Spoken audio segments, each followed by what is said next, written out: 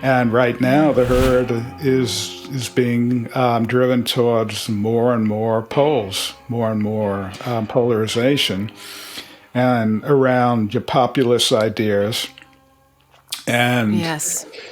each tribe in those polarized tribes are happy if their tribe is in power, not so happy if the other tribe is in power. But it's history says it's going to keep getting worse. And so in 24 and 28, it's going to keep getting worse. Hard to believe we may look back and think of Biden and Trump as some kind of enlightened people.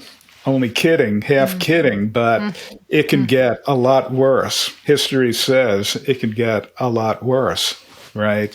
Yeah. As our own consciousness keeps heading south, right?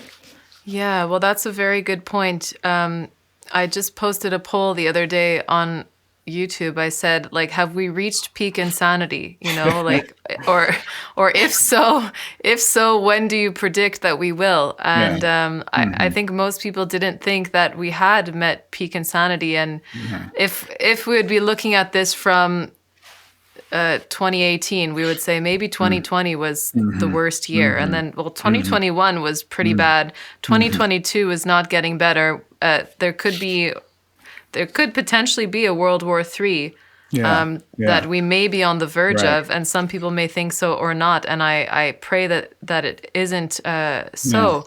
But I think that you're right in a sense that specifically because the herd, for lack of a better term, and even people who do think that they are not herd-like, or even people who are only herd-like a small percentage of the time, if they're not thinking about these things and how their thinking is contributing to this movement, and realizing that there's really a lot wrong that hasn't been resolved, then of course, when I think of history, I look back and say, well, there were these reactionary regimes, right? As I was saying before, you had the Nazis and then you have the Soviets.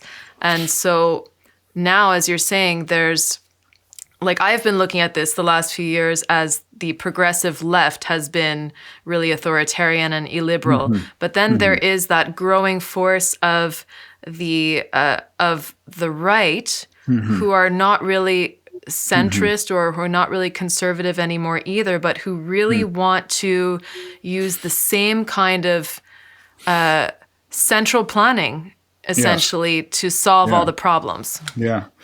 Yes, we have not hit bottom by a long shot. And you know why we haven't hit bottom? And this should scare everybody. Our time is very limited in order to start to go the other way, because it's the big thing people have to understand.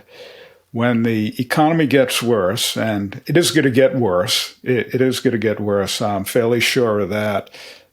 Imagine a stock market downturn of 50%. Just imagine that. Or 70%. It's happened. Or 80%. What do you think the level of fear is going to be in society?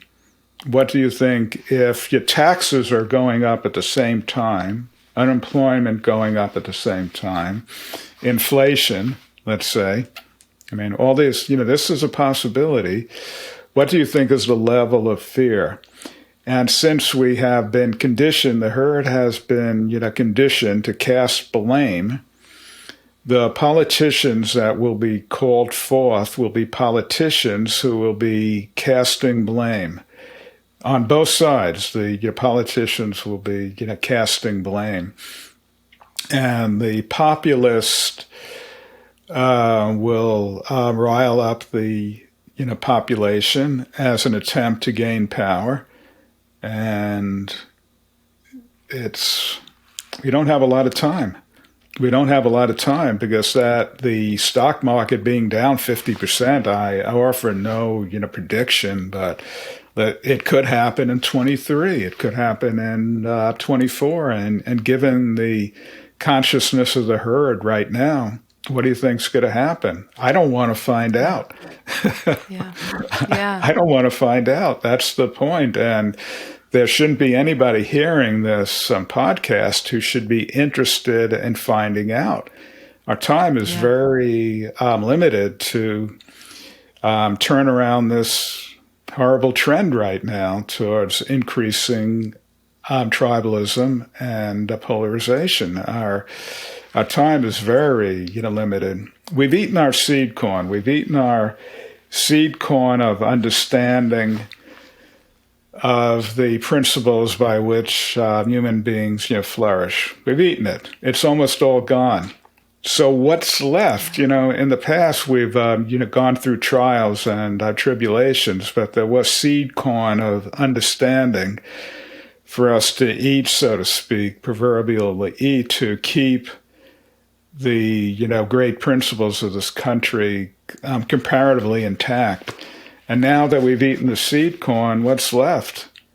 There's no idea that we all share, no common ground of a liberty that we all share anymore, or it's going down, that buy-in is going down. So what's left is for people to exploit the fact that we have no principles and we're frightened. Well, if we have no principles and we're frightened, wow.